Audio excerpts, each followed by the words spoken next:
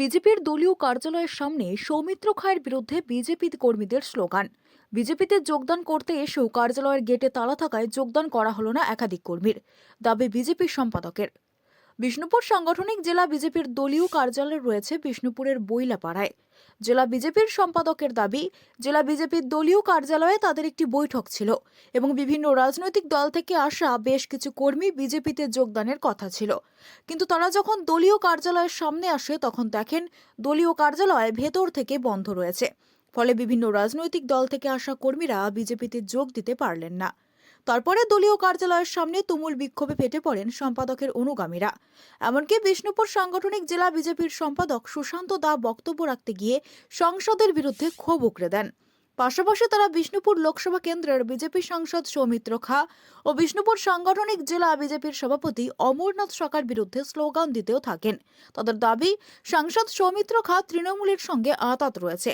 আর এই ঘটনাকে কেন্দ্র করে আসন্ন লোকসভা নির্বাচনের আগে বিজেপির অন্তর্দ্বন্দ্ব ফের একবার প্রকাশ্যে এলো, যা নিয়ে রীতিমতো চরম অস্বস্তিতে গেরুয়া শিবির। সুযোগ পেয়ে বিজেপিকে কটাক্ষ করতে ছাড়েনি তৃণমূল কংগ্রেস। বিষ্ণুপুর সাংগঠনিক জেলা বিজেপির সম্পাদক সুশান্ত দা বলেন, যারা তৃণমূল থেকে বিজেপিতে এসেছে তারা বিজেপির পদে বসে আছেন। অন্যদিকে যারা দীর্ঘদিন বিজেপি করছে তাদের কোনো পদ নেই। বিজেপিকে বাঁচাতে স্বচ্ছ ভাবমূর্তির প্রার্থীর প্রয়োজন রয়েছে আগামী লোকসভা নির্বাচনে। এছাড়াও তিনি বলেন, তৃণমূলের নেতাদের সঙ্গেও সম্পর্ক রয়েছে বিজেপি সাংসদ সৌমিত্র খার, এমনটাই দাবি সুশান্ত দার। আমি বিষ্ণুপুর সাংগঠনিক জেলার বিজেপি পার্টি অফিসে এসেছি। অ্যাকচুয়ালি আমাদের একটা গুরুত্বপূর্ণ বৈঠক ছিল, তার সাথে সাথে কিছু যোগদান পর্ব ছিল। বিভিন্ন দল থেকে আগত কর্মী যারা বিজেপি পরিবারে যোগদান করতে চায়, আগামী লোকসভাকে কেন্দ্র করে ভোটে আমাদের সঙ্গে দিতে চায়, তারা আজকে এসেছিল। এসে দেখলাম যে পার্টি অফিস চাবি দেওয়া রয়েছে, কোনো অজানা কারণবশত সেটা আমরা বুঝতে পারছি না। আপনারাও তো বিজেপি করেন, কে চাবি দিল? সেটা এখন বলতে পারছি না, তো কার নির্দেশে কিভাবে দিয়েছে সেটা আমরা বলতে পারবো না। তবে বেশ কিছুদিন শোনা যাচ্ছে যে আমাদের সাংগঠনিক জেলাতে আমরা নিজেরাও দেখতে পাচ্ছি বিভিন্ন মণ্ডলে কখনো বিজেপির পতাকা ধরেনি, তারা বিজেপির গুরুত্বপূর্ণ পদে বিভিন্ন মণ্ডলে রয়েছেন। তো তাদের একটা এই ধরনের চক্রান্ত হতে পারে, সেটা আমি জানি না তারা চাবি দিয়েছেন কিনা। এই যোগদান কি হলো না আজকে? না, যোগদান হলো না। আগামীকাল আমি তাদেরকে অনুরোধ করলাম, আরেকবার অনেক দূর থেকে তারা এসছেন, 3 নম্বর মণ্ডল থেকে।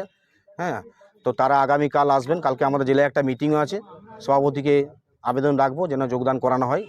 বক্তব্য দিতে গিয়ে দেখলাম সাংসদকে একাধিকবার আক্রমণ করলেন এবং তিনি তৃণমূলের সঙ্গে আঁতাত রয়েছে। এই বিষয়টা যদি একটু পরিষ্কার করেন।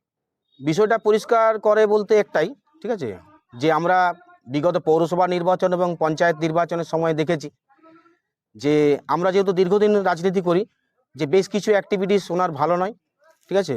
এবং পঞ্চায়েত নির্বাচনের প্রাককালে দিলাম দলের নির্দেশ ছাড়াই বা জেলা সভাপতির নির্দেশ ছাড়াই বেশ কিছু জায়গাতে উনি গিয়ে আন্দোলনে নাম করে উনি অবস্থান করেছেন। পরবর্তী সময়ে আমাদের কর্মীরা কেস খেয়েছে, তাদের বিতাড়িত করা হয়েছে। হ্যাঁ, তো এই ধরনের কর্মসূচি আমার মনে হয় নেওয়া ঠিক হলো না, ঠিক ছিল না। এটা কার নির্দেশে নিয়েছেন, ওনার ব্যক্তিগত ওটা চিন্তাভাবনা ছিল, উনি করেছেন। সেই অ্যাঙ্গেল থেকে মনে হয়েছে যে উনি কখনোই প্রকৃত বিজেপি হতে পারেন না। সাংসদের জন্য কি আজকে পার্টি অফিসে ঢোকা হলো না, যোগদানও হলো না? এক প্রকার তাই ধরুন। অন্যদিকে বিষ্ণুপুর সাংগঠনিক জেলা তৃণমূল কংগ্রেসের সহসভাপতি দিব্যেন্দু ব্যানার্জি জানান, এটা বিজেপির কালচার, বিজেপির মধ্যে কতগুলি গোষ্ঠী আছে তা ওরা নিজেরাও জানে না। আসন্ন লোকসভা নির্বাচনের আগে গোষ্ঠীদ্বন্দ্বে রীতিমতো জেরবার বিজেপি। বিজেপির দলের ওটাই কালচার। ওরা এখন যত লোকসভা এগিয়ে আসছে, ওদের গোষ্ঠী কন্দলে জরাজীর্ণ দল, বহু দ্বিধা বিভক্ত এখন। কতগুলো যে গ্রুপ, কতগুলো গোষ্ঠী তার ঠিক নেই। পায়ের তলার মাটি না থাকলে যা হয়, নিজেদের মধ্যে কাদা ছোড়াছুড়ি, নিজেদের মধ্যে খাওয়াখাওয়ি, এটা ওদের লেগেই থাকবে। এবং ওরা অবশ্যম্ভাবী ওদের পরাজয় সুনিশ্চিত হয়ে গেছে।